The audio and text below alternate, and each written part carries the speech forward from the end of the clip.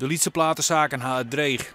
Toch bestellen via internet en het downloaden is de handel volle minder worden. Het is vooral dat in het verleden hier denk ik 1400 cd-winkels van dit kaliber op een gegeven ogenblik.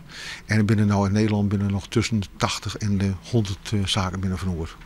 Een soort mensen kwamen speciaal naar de platenzaak. Ja, ik heb een bepaalde plaat op het erg die ik graag keepje. En welke is dat? Dat is Moby Grape, is dat. It's a beautiful day today. Aha, nou zo het wel. Oké. Ik vind het een heel leuk initiatief. Ja. Naast de promotie van de Lietse platenzaak is direct omdenken van de charme van vinyl, de LP dus. Hoe kun je oerlipje als Lietse platenzaak in deze tijd? Bij Hompie in Haas verkeer je ze exaneemde branchevervagende producten. En dat is maar goed ook.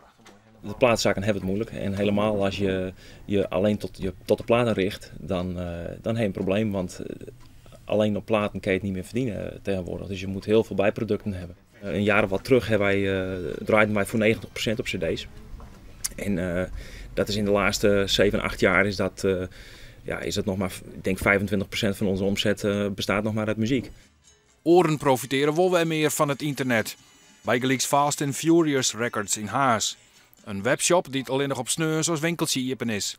Boppen dat richten ze haren op een specifiek genre, punk, metal en alternatieve muziek. Het is voornamelijk een hobby naast mijn normale werk.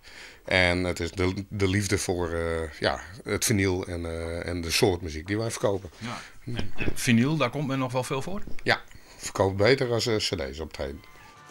Record Store Day is 3 jaar lien opzetten door de band Metallica. Verliezen hier is doorwaard naar Europa, Japan en Australië. Het moet in Friesland nog wat op gang komen. Maar fjouwe platenzaken dien je mooi. En wielst in Grains en de Ronestad bekende artiesten optreden in de platenzaken, verrint de tweede Record Store Day in Friesland nog restig.